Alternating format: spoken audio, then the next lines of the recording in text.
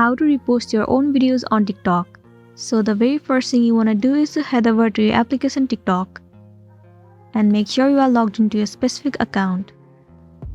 Now let's say you want to repost this video. Tap on the share icon. The option of repost will be visible to you.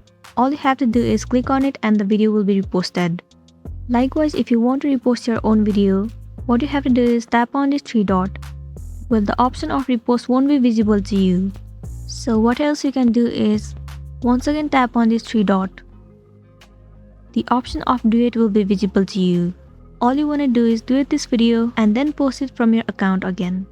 And the next thing you can also try doing is copy the link of the video and download the video without the watermark into your gallery. And then once again post the same video and you'll be good to go. So that's it, and this was a tutorial video on how to repost your own video on TikTok. I really hope this video is going to be helpful for you. Thank you for watching it till the end.